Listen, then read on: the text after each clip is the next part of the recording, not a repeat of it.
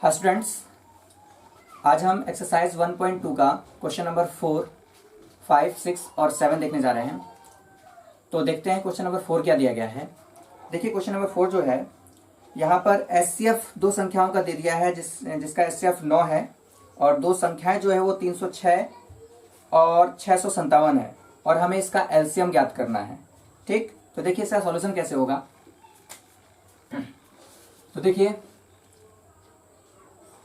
Question number 4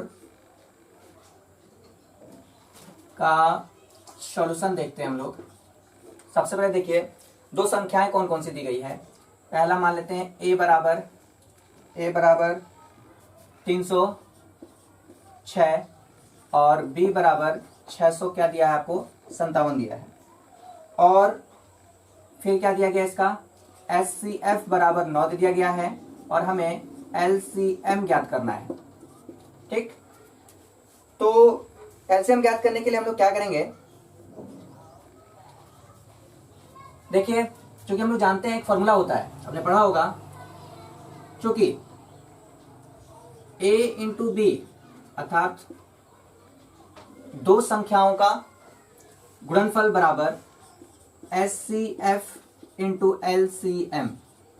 ठीक, तो देखिए हमें क्या ज्ञात करना है, इसमें हमें एलसीएम ज्ञात करना है। तो एचसीएफ से यहाँ डिवाइड कर देंगे तो हमारा फॉर्मूला क्या बन जाएगा, एलसीएम बराबर पहली संख्या इंटू दूसरी संख्या बटा में एचसीएफ। सबका वैल्यू दिया हुआ है। अब क्या कर देते हैं, पुट कर देते हैं वैल्यू को। देखिए एलसीएम बराबर पहली संख्या 306 गुणे 657 बटा में 9। ठीक, अब देखिए इसको कटाते हैं तो देखिए 9 से, देखिए इसको कटा देते हैं यहाँ से 9 सत्ते 63 या इसको कटा दीजिए 9 तिया 27, 9 तिया 27 हो जाएगा और फिर 3 बचा, इधर चल जाएगा तो 9 चौके 36, तो बचा कितना आपका, देखिए यहाँ 34। अब देखिए क्या करते हैं, एलसीएम बराबर अब 34 गुणे 657, अब गुणा कर देते हैं। ठीक, तो देखिए गुणा करेंगे तो गुणा करने पर कितना आता है, तो 657 गुणे आपका 34 है। ठीक है, 7 चौके 28, 28 का 8, ठीक है, 2 हासिल, 5 चौके 20, 20 और 2 22, 22 का 2, फिर 2 हासिल, फिर 6 चौके 24, 24 25 1 26। ठीक, फिर उसके बाद फिर देखिए 3 से गुणा कर दीजिए तो 7 21, 21 का 1, 2 हासिल, 5 से 15, 16 17, 17 का 7। ठीक, 17 का 7 और 1 हासिल, फिर 18, 6 18 18 और 1 19। ठीक, अब देखिए जोड़ दीजिए इसको 8 3 और फिर ये 13 13 का 3, फिर 1 हासिल हो जाएगा 10 2 12 12 का 2, फिर 1 हासिल। देखिए तो कितना आया, 22,338 इसका जो है आंसर। ठीक, इस तरह से ये सॉल्यूशन आपका पूरा हो गया। अब देखिए इसका क्वेश्चन नंबर 5 क्या दिया हुआ है। 5 को देखिए सॉल्यूशन करते हैं। 5 क्या है, देखिए 5 है आपका कि जांच कीजिए कि क्या किसी प्राकृतिक संख्या n के लिए संख्या 6 के पावर n अंक 0 पर समाप्त हो सकती है। ठीक, तो 6 के पावर n जो दिया गया है वो बोल रहा है कि इसका पावर का सॉल्यूशन करने पर वह 0 पे समाप्त हो सकता है कि नहीं। ठीक है, तो देखिए इसका सॉल्यूशन कैसे करेंगे। तो देखिए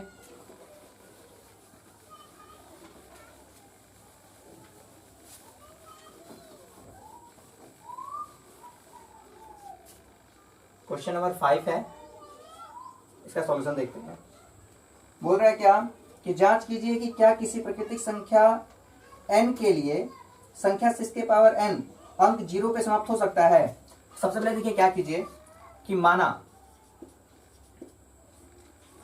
a बराबर 6 की पावर n। अब देखिए क्या कीजिए,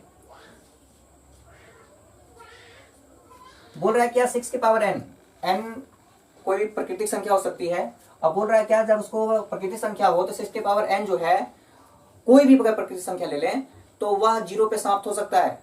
तो देखिए इसका एक शर्त है। सबसे पहले देखिए क्या करते हैं, हम लोग इसका गुणनफल कर देते हैं। तो देखिए 2, इसका गुणनखंड करेंगे तो 2 गुणे 3 आ जाएगा, इसके पावर n। और जब इसको हम तोड़ेंगे तो क्या हो जाएगा, 2 के पावर n मल्टीप्लाई 3 के पावर n। और हम लोग जानते हैं कि देखिए यहां पर क्या आया है, 2 और 3 के रूप में आया है।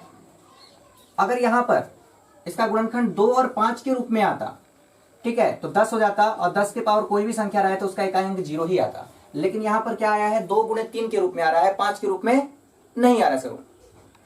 तो क्या हम यहां पे एक तर्क देंगे, देखिए तर्क में क्या लिखेंगे,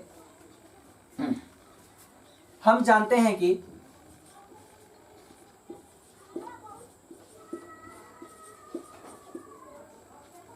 हम जानते हैं कि किसी संख्या का अंत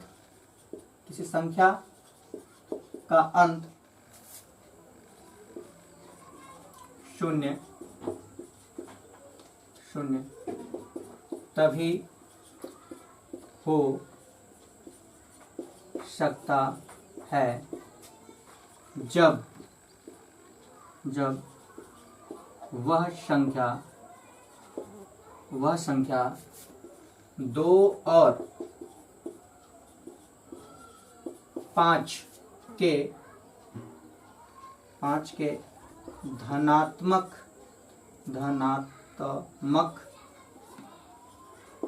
घात के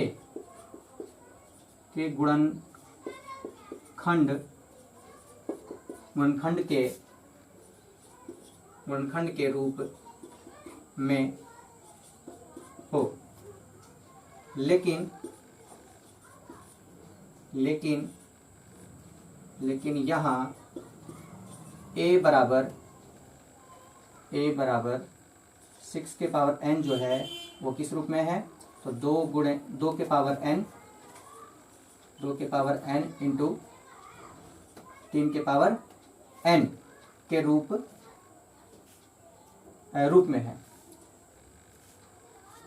में है। इसलिए 6 के पावर n का अंत शून्य में नहीं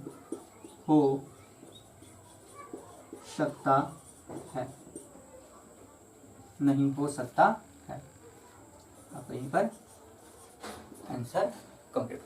ठीक, इसके बाद देखते हैं नेक्स्ट क्वेश्चन नंबर 6 यहाँ पर क्या दिया गया है। ठीक, तो स्टार्ट करते हैं। देखिए क्वेश्चन नंबर 6 जो है वो बोल रहा है क्या कि व्याख्या कीजिए कि 7 गुणे 11 गुणे 13 प्लस 13 और 7 गुणे 6 गुणे 5 गुणे 4 गुणे 3 गुणे 2 गुणे 1 प्लस 5 भाज्य संख्या है। तो देखिए जब इन संख्याओं को हम अभाज्य संख्या के गुणनफल के रूप में अगर लिख देते हैं और वे अभाज्य गुणनफल जो है वह 2 से अधिक के रूप में होगा, तब हम कह सकते हैं कि यह संख्या जो है वो भाज्य है। तो देखिए इसको सॉल्यूशन कैसे करते हैं। सबसे पहले देखिए क्वेश्चन नंबर 6,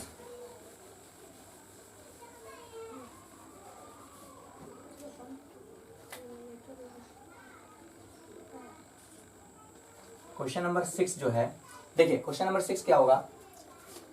सबसे पहले देखिए क्या दिया गया है आपको। तो पहले मान लीजिए कि माना a बराबर, पहली जो संख्या है उसको मान लीजिए a बराबर दिया गया है 7 गुणे 11 गुणे 13 प्लस 13। ठीक, और b बराबर जो दिया गया है वो दिया गया है क्या, 7 गुणे 6 गुणे 5 गुणे 4 गुणे 3 गुणे 2 गुणे 1 प्लस 5। ठीक, ठीक। तब अब क्या करते हैं, a बराबर लेके चलते हैं। a बराबर 7 गुणे 11 गुणे 13 प्लस 13। ठीक। तो देखिए इसमें क्या दिख रहा है, हमें 13 13 उभयनिष्ठ दिख रहा है, तो इसको निकाल लीजिए कॉमा। तो 13 अंदर में क्या हो जाएगा, 7 गुणे 11। ठीक है, और 7 गुणे 11 और प्लस में 1। ठीक है। अब देखिए क्या कीजिए इसको, 13 तो कितना हो जाएगा, तो 77 प्लस 1, हम डायरेक्ट लिख सकते हैं इसको 78। अब देखिए इसका भी अभाज्य गुणनखंड कर दीजिए। तो 13 गुणे, तो अभाज्य गुणनखंड करेंगे तो कितना हो जाएगा इसका, देखिए अभाज्य गुणनखंड करने पर इसका गुणनखंड करते हैं तो 78 का, तो 2 से डिवाइड करेंगे तो कितना हो जाएगा, ये 3 फिर 1 9 और फिर 3 से कर दीजिए तो 3 1 जा 3 और फिर ये 3 13 हो गया। इसको हम लिख सकते हैं क्या, 13 मल्टीप्लाई 3 मल्टीप्लाई 2 मल्टीप्लाई 1। ठीक है। तो देखिए यहाँ पर सभी की सभी संख्याएं जो हैं वो क्या है, एक अभाज्य संख्या है और एक से अधिक है। ठीक। तो लिखेंगे यहाँ पर क्या, चूंकि a अभाज्य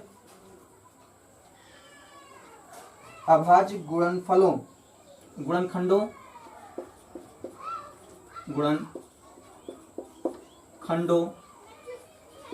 का गुणनफल है जो 2 से अधिक है। इसलिए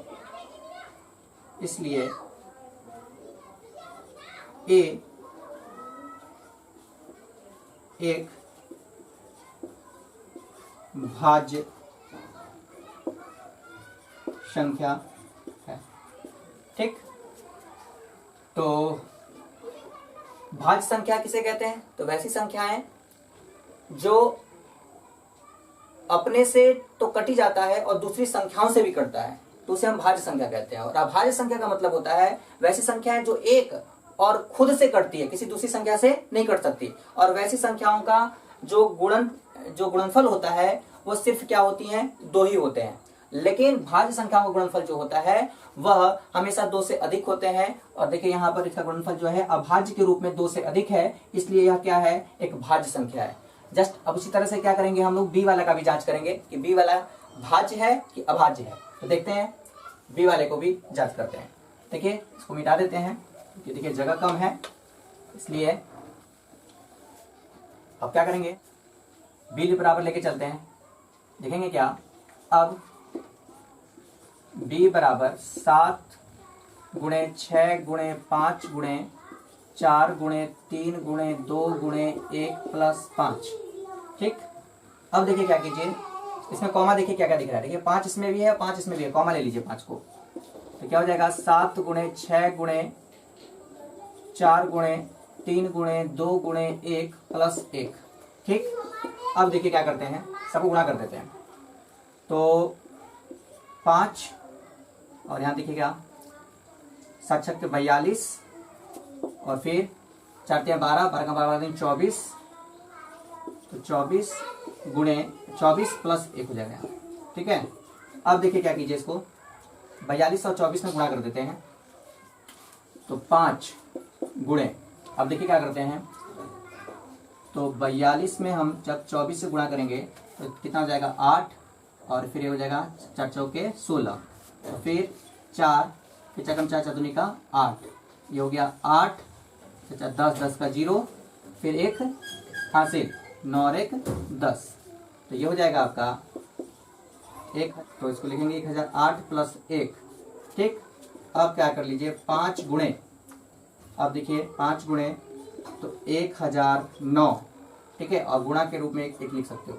तो देखिए इसका भी अभाज्य गुणनखंड जो है वो क्या है, 2 से अधिक है। तो लिखेंगे क्या,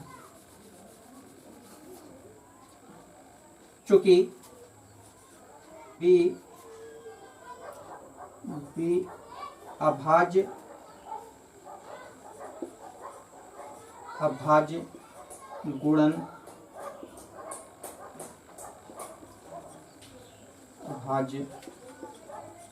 गुणन खंडों का गुणनफल है, इसलिए b एक भाज्य संख्या है। ठीक, इस तरह से आप लोग क्या कर सकते हैं, इसका सॉल्यूशन कर सकते हैं। अब देखिए लास्ट क्वेश्चन है इसका, क्वेश्चन नंबर 7। तो देखिए क्या दिया गया है 7 नंबर, कि किसी खेत के मैदान के चारों ओर एक वृत्ताकार पथ है। इस मैदान का एक चक्कर लगाने में सोनिया को 18 मिनट लगते हैं, जबकि इसी मैदान का एक चक्कर लगाने में रवि को 12 मिनट लगते हैं। मान लीजिए कि दोनों ही एक स्थान और एक ही समय पर चलना प्रारंभ करते हैं, तो एक ही दिशा में चलते हैं, तो कितने समय बाद वे पुनः प्रारंभिक स्थान पर मिलेंगे। ठीक, तो देखिए क्या है, इस क्वेश्चन को सॉल्यूशन करने के लिए दिया गया है कि आपको कि रवि जो है एक वृत्ताकार पथ है। मान लीजिए यहां से स्टार्ट करते हैं, क्या बोल रहा है क्या, कि किसी खेल के मैदान के चारों ओर वृत्ताकार पथ है। इस मैदान का एक चक्कर लगाने में सोनिया को 12 मिनट, यहां से सोनिया अगर चलती है और यहीं से रवि भी चलता है और वो 12 मिनट लगाता है, तो ये दोनों के दोनों, ये 18 मिनट है और ये 12 मिनट, तो दोनों यहां से स्टार्ट करते हैं एक ही समय पर और एक ही समय पे स्टार्ट करते हैं और एक ही समय पर, तो वह पुनः इस बिंदु पर कितने मिनट बाद मिलेंगे, यह पूछा जा रहा है। तो देखिए ऐसे क्वेश्चन के लिए क्या करेंगे हम लोग, 18 और 12 का एलसीएम ज्ञात कर देते हैं। जब 18 और 12 का हम एलसीएम ज्ञात कर देंगे तो पता चल जाएगा कि ये प्रारंभिक बिंदु पर ये कितने समय बाद मिलेंगे। ठीक है, तो इसका 18 और 12 का आप लोग जो एलसीएम है खुद ज्ञात कीजिए, क्योंकि एलसीएम आपको मैंने बता दिया है, और बताइए कि इसका आंसर कितना आ रहा है कमेंट बॉक्स पे। और इसके बाद हम लोग पढ़ेंगे एक्सरसाइज 1.3 नेक्स्ट वीडियो में।